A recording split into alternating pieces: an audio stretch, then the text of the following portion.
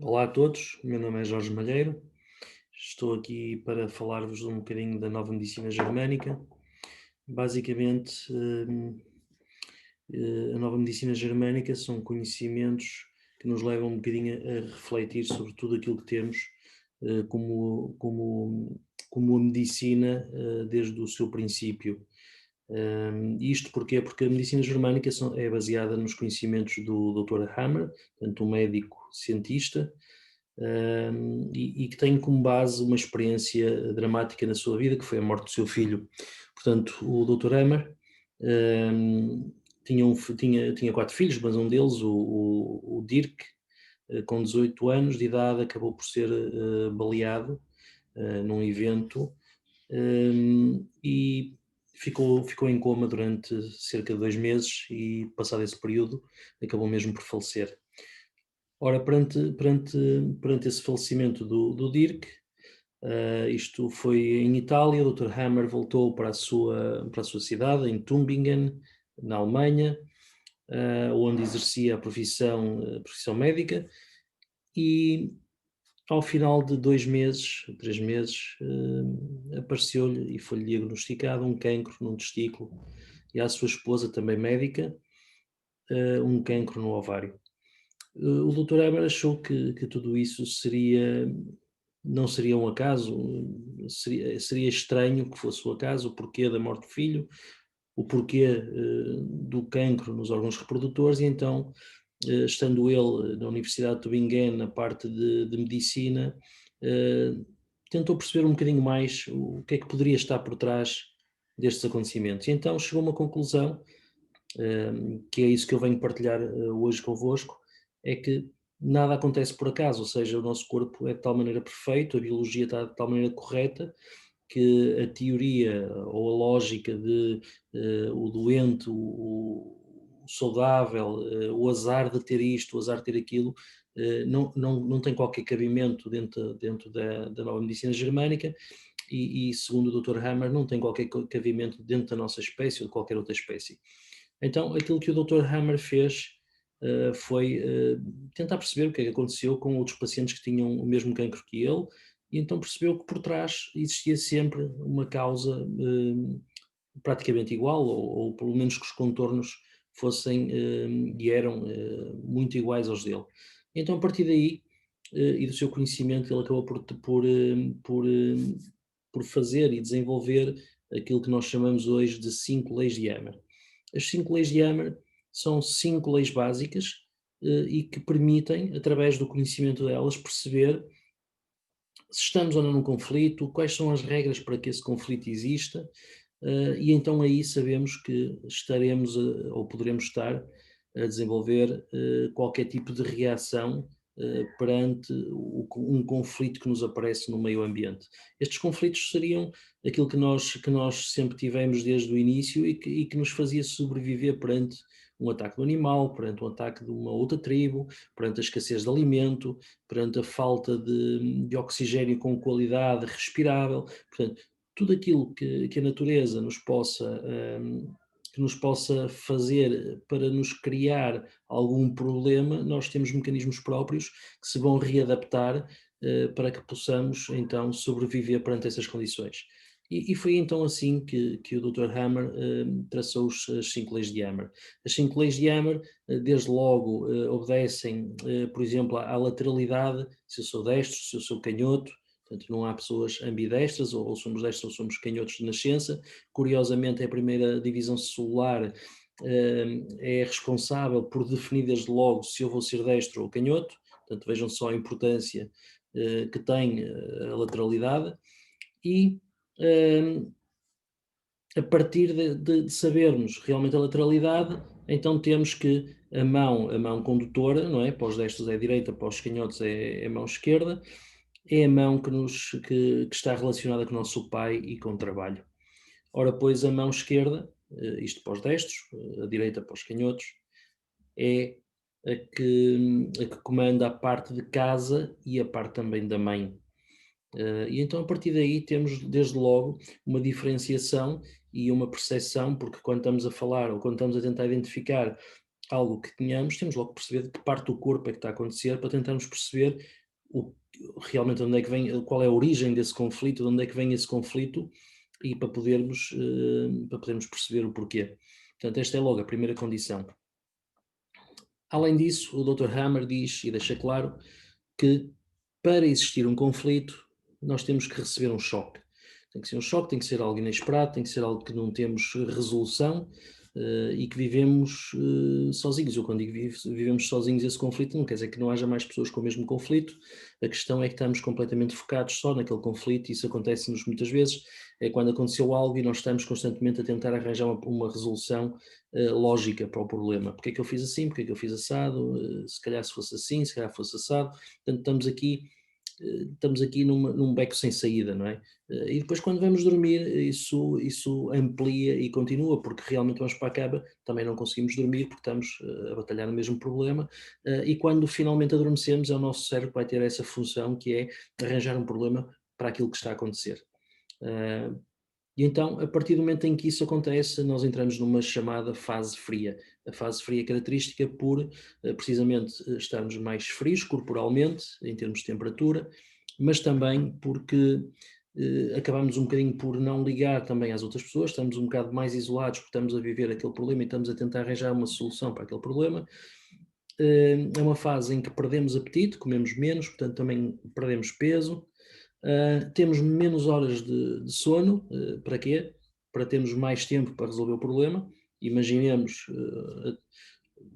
um bando de humanos aqui há uns milhões de anos atrás que tinha que mudar de local porque o local onde habitava, por exemplo, deixou de ter comida ou ardeu, uma coisa qualquer, então eles tinham que mudar de localização. Pois então, se dormissem menos horas, conseguiam andar mais rápido, conseguiam chegar mais rápido ao sítio onde tinha comida para não morrerem antes de chegar lá. E antes de ter proteção também, porque não era só a comida que era importante, eles tinham que chegar ao outro lado por causa da própria proteção, que também poderia gerar um conflito. Portanto, então o que é que acontece? Posto isto, logicamente que ao estarmos nessa fase ativa, estamos perante essas condições todas, e depois dependendo, não vamos aqui tão a fundo, mas dependendo do órgão que estamos a falar, podemos estar a desenvolver tecido ou podemos estar a destruir tecido. Portanto, pode ser, se estivermos a destruir tecido ou se estivermos a construir tecido, pode ser silencioso ou pode não ser silencioso. Podemos notar que temos um tumor a crescer, podemos notar que temos qualquer problema de pele, uma destruição. Portanto, tudo isso não deixa de ser um conflito, e pode ser fase ativa ou fase de cura. Neste momento não vamos estar a distinguir isso, até porque não temos tempo suficiente para isso. Entretanto, a partir do momento em que eu resolvo o meu problema, imaginemos, por exemplo, um caso de uma mãe que tem um filho que tem um problema para o qual não tem solução. O problema pode ser um problema do filho ficou sem emprego, o filho teve um acidente grave e está em coma, seja o que for, o filho está metido na droga, tudo isso é um problema para o qual eu não tenho solução, e então a sofrer com isso, logicamente, se a mãe for destra, o peito esquerdo da mãe vai fazer aquilo que nós, como animal, nesses tempos, conseguimos fazer para ajudar o nosso filho, que é fazer mais leite. Vamos fazer mais leite, então vai fazer um tumor mamário. Depois depende do local do tumor, depende de muita coisa, mas em regra geral, há de ter qualquer coisa, fazer um tumor qualquer no peito. Posto isto, então, a partir deste momento, a mãe tem duas soluções: ou o filho morre, ou resolve o problema, mas de qualquer uma das maneiras é uma solução para o nosso conflito. Portanto, o conflito fica resolvido a partir desse momento. Ou porque arranjou um emprego, ou se estiver em coma porque morreu, não deixa de ser uma solução para o problema. Não quer dizer que não entremos logo a seguir noutro problema, porque morreu. Foi o que aconteceu com o Dr. Hammer. Ele durante 2 meses teve o problema de o meu filho pode morrer, mas logo a seguir morreu, portanto foi para a parte reprodutora e não para a parte da alimentação. E a partir desse momento entramos na fase crítica. Na fase crítica, porquê? Não é porque seja uma fase má, mas para nós é interpretada, pelaquilo que a medicina convencional nos diz, como a fase de doença. Mas na medicina germânica estamos a falar da fase da cura. A fase da cura é a chamada fase quente, é uma fase em que realmente vamos ter mais necessidade de dormir, até porque tivemos sem dormir durante não sei quanto tempo, ou a dormir menos horas de sono. Vamos também alimentar-nos mais, vamos ganhar peso, e estamos cansados. Estamos cansados, vamos fazer temperatura, enquanto a outra foi fase fria, esta é fase quente, vamos fazer temperatura, porque em cada dia de conflito foram criadas bactérias ou micro-organismos ou fungos, dependendo do conflito que foi, que agora vão ser usados para restituir o nosso corpo à normalidade. Então, ao acontecer isso, o que vai acontecer é que a temperatura vai subir para permitir que eles possam ou construir aquilo que destruíram ou destruir aquilo que construíram. E então estamos na fase de cura do conflito. É normalmente nesta fase que vamos ao médico, ou porque temos expectoração, ou porque deitamos sangue, ou porque temos uma temperatura alta, ou porque não sabemos porque é que estamos tão cansados, quando na verdade o problema já passou e já estamos na fase de cura e já estamos numa fase em que vamos resolver o problema sozinhos. Logicamente teremos que ter todos os cuidados de ver a temperatura até onde é que ela vai, cuidados alimentares também, temos de ter todos os cuidados na mesma, não podemos descurar só porque estamos na fase de cura, mas vamos tentar fazer a fase de cura, porque depois da fase de cura volta tudo à normalidade. E é assim que é definido através do gráfico das próprias 5 leis de Hammer. Temos uma fase no meio da cura, que é chamada a crise epileptoide. É uma fase em que, na parte de conflito ativo, se fizermos um ataque cerebral, e aqui é a validação da própria medicina germânica, porque não estamos aqui a falar de teoria, isto ficou bem provado. A única questão é que há 35 anos que o Hammer começou a lutar por expor e por publicar os estudos, e foram sempre negados. Ganhou 3 vezes em Tribunal Europeu para que os seus estudos fossem publicados e mesmo assim ninguém os publicou. O Dr. Hammer, entretanto, faleceu, mas existe muita gente a seguir o seu legado e esperamos que nunca pare, porque na verdade faz todo sentido, é consistente e os resultados são excelentes. Como eu estava a dizer, portanto, a fase da crise epileptoide, se fizermos um ataque cerebral, na parte de conflito ativo, vai aparecer umas aérolas que são considerado lixo para a medicina convencional, mas para nós indica claramente onde é que é o sítio do conflito e qual é a parte do cérebro, qual é o órgão que está a controlar aquela parte do cérebro. Então, por aí podemos também saber qual é o órgão que está afetado. Depois, na fase de cura, aí vai-se dar um edema cerebral, o chamado tumor cerebral, e assim é uma parte que temos que ter algum cuidado e temos que tentar precaver o máximo possível. Não fomos feitos para ter conflitos durante muito tempo, como tal, ter o conflito muito forte durante muito tempo vai fazer com que haja a possibilidade de o edema cerebral rebentar e termos então um acidente vascular cerebral. Portanto, é de todo importante evitar chegar a esse ponto. Em termos de. Isto agora, uma vez que é uma conversa sozinho, é uma conversa um bocadinho mais. Eu vou disparando um bocadinho mais de conteúdo, mas vou dar alguns exemplos também, que é para vocês perceberem um bocadinho o que é que estamos aqui a falar. Por exemplo, um exemplo fácil e que eu costumo trabalhar muito nas palestras, e há sempre normalmente alguém que o resolve, é, por exemplo, o caso das duas mãos. As duas mãos são identificadas pelo pai. Então, as pessoas que normalmente têm mãos frias são pessoas que têm ou tiveram em determinado momento uma relação mais fria com o pai. A mesma coisa que os pés, só que os pés estão relacionados com a Mãe Terra, portanto, Pai Sol, Mãe Terra, e então os pés frios, é isso também indicam. Se for excesso de calor nas mãos ou nos pés, então é uma aproximação demasiado, ou seja, estamos demasiado em contacto com os pais, ou temos até se calhar a tomar conta deles, portanto, isso também pode acontecer, não é? Pronto, isto é sempre uma situação interessante. Depois, cada um dos nossos órgãos, cada um dos nossos ossos, cada um dos nossos músculos tem sempre qualquer coisa relacionada com aquilo que é a função dele, para aquilo que ele serve. Se me dói um joelho, possivelmente é porque não quero caminhar ou não quero subir escadas. Uma das coisas curiosas que eu costumo perguntar sempre aos pacientes porque temos aqueles que têm as dores que são crónicas, não é? Uma dor crónica dói sempre, depois temos aqueles que só dói ou de manhã ou só dói de tarde. Porquê? Porque tem a ver precisamente com a condição que vai acontecer para que me doa a perna. Se eu faço uma corrida e enquanto vou afastar-me de casa não me dói, mas quando estou a vir para casa me dói, pois então é porque me está a custar vir para casa, porque se fosse ao contrário doía-me a ida para lá também, não é? Ou só me doía a ida para lá, portanto, isto é só para perceberem um bocadinho a abrangência.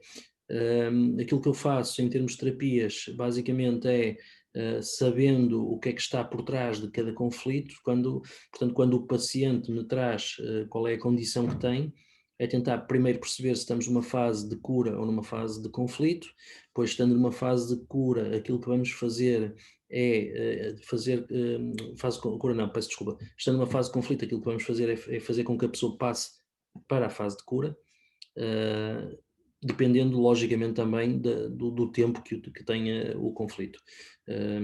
Por exemplo, uma pessoa que tenha 60 anos, tem um conflito há 40 anos, temos que ponderar, dependendo do conflito, se faz sentido entrar na fase de cura, sendo que a fase de cura é uma fase em que é mais complicada para nós, porque é a fase das febres, é a fase da expectoração, é a fase em que estamos mais cansados. E depois, assim, há outra coisa que é certa nas 5 leis de Hammer. Se eu tenho um conflito durante 2 anos, a cura vai demorar mais 2 anos. Ou seja, o tempo de conflito é rigorosamente igual ao tempo de cura. E isso pode complicar porquê? Porque se tivermos 40 anos de conflito, vamos ter 40 anos de cura. Então temos que ponderar muito bem se vale a pena ou se não vale a pena intervir em determinadas situações. Em relação aos protocolos de cura, eu uso várias ferramentas para poder ajudar na parte de cura, desde a ligeira hipnose ou mais profunda, depende daquilo que for preciso, desde a reprogramação cerebral através do movimento dos olhos. Existem vários protocolos que podem ajudar, ou muitas vezes só indicações, ou até muitas vezes através da própria PNL. Depende do que é que está na nossa frente, depende de como é que o paciente entra na questão, mas basicamente acho que todos nós devíamos aprender a medicina germânica desde os tempos de escola, porque garantidamente iríamos ter uma vida muito mais saudável, o número de doenças iria diminuir drasticamente, mas também iríamos viver muito melhor connosco próprios, porque eu acho que não é só um estilo de vida em termos de saúde, seja física ou mental, mas também se estamos a desenvolver um conflito porque estamos a ir para algum lado, se calhar o melhor é deixar de ir para aquele lado, por muito que isso nos custe. Pronto. Portanto, acho que a nova medicina germânica é muito abrangente, acho que consegue ter a parte de provação científica que é excelente. O próprio Dr. Hammer tentaram condená-lo 2 vezes à prisão. A primeira vez foi em França. Ele conseguiu sair porque provou que a acusação era a morte de 500 pacientes, e ele conseguiu provar que realmente morreram 500 pacientes, mas eram 9.500 pacientes e todos eles terminais para a medicina convencional na parte de oncologia. Ou seja, 9.500 doentes de oncologia terminais e mesmo assim ele consegue recuperar 9.000. É um feito extraordinário, primeiro porque estamos a falar de terminais e em segundo lugar porque ainda hoje 80% de sucesso na cura de cancro é um número excelente. Ainda hoje, passar 35 anos para a medicina convencional, isso é um feito complicado de conseguir chegar. Portanto, ele foi liberto, mas apesar disso foi impedido de exercer em França. Vai para a sua terra natal, para Tübingen, e continua a trabalhar em medicina germânica e mais uma vez é detido. É detido mais uma vez, vai mais um ano até aguardar julgamento dentro da cadeia. Curiosamente, ele acha que isso foi um período excelente, porque foi nesse período que ele conseguiu fazer a parte da medicina germânica para todas as doenças do foro psicológico, pois tinha ali muitos pacientes para poder estudar. e entretanto vai a julgamento e a única coisa que ele pediu foi que lhe facultassem taques cerebrais de pacientes aleatórios. E então assim foi. Estiveram 20 médicos catedráticos sentados à frente dele, em tribunal, deram-lhe os taques cerebrais e o Dr. Hammer, pegando em cada taque cerebral, conseguia dizer qual era a doença que o paciente estava a ter, em que fase é que estava da doença, qual era o conflito que tinha tido, que tinha dado a doença, que doenças é que já tinha tido, que doenças é que estava a ter. Portanto, ele fez a história toda do paciente através dos taques cerebrais e então ficaram surpreendidos, conseguiu provar aquilo que queria e mais uma vez não foi detido, ganhou o julgamento, mas também foi impedido de exercer na própria Alemanha. Isto depois de ele já ter passado por pelas ligas de cancro suíça, austríaca e ter ganho não, terem-lhe dado documentos a provar que tudo aquilo que ele dizia foi testado e estava provado. Entretanto foi viver para a Noruega, onde morreu há 3 anos atrás, já com quase 90 anos, 80 e muitos anos, sem conseguir ver estes estudos que eu acho que são brutais e que mudam o paradigma todo, um, sem os ver aprovados, sem os ver aceitos pela comunidade médica. Ainda hoje no YouTube, se formos procurar, há discussões dele na universidade com os outros médicos, a dizer que se provarem que há alguma coisa errada na lógica das 5 leis de Hammer, se fizer provar que alguma coisa que ali está errada, então que excluam a medicina germânica. O problema é que eles não conseguem provar que está errado e como não conseguem, também não conseguem, não querem incluir, porque isso seria dizer que andamos até agora completamente enganados. Vamos aguardar, vamos ver o que é que o futuro diz. Espero que tentem pesquisar mais sobre a medicina germânica, que tentem ir vasculhar um bocadinho aquilo que existe na internet, que existe no YouTube, em sites. Tentem pesquisar. Acho que não têm nada a perder, antes pelo contrário. Principalmente numa situação como a que vivemos hoje. É muito fácil de perceber, à luz da medicina germânica, aquilo que está a acontecer hoje com toda esta questão relativa ao coronavírus. É muito fácil, há muitas explicações para aquilo que está a acontecer e a medicina germânica tem uma justificação para isso. Aliás, desde logo, a medicina germânica, existe um doutor, um virólogo, o Dr. Stefan Lanka, também podem pesquisá-lo. Ele tem vários YouTubes a dar entrevistas, a falar sobre a questão dos vírus. E o Dr. Stefan Lanka estabeleceu um prémio de 100 mil euros, isto já penso que há 10, 15 anos atrás, a quem conseguir provar a existência do vírus do sarampo. Até hoje ainda ninguém conseguiu resgatar esse prémio. Portanto, até hoje não há ninguém que tenha provado e receber o prémio dos 100 mil euros provando que existe o vírus do sarampo. Portanto, para o Stefan Lanka e baseado naquilo que é a medicina germânica, não existe esta questão de não é o vírus que, ou seja, nós temos lá aquela bactéria que eles chamaram vírus, ou chamemos aquilo que quisermos agora, não existe a virulência, ele não passa de uns para os outros, não existe esta questão da contaminação.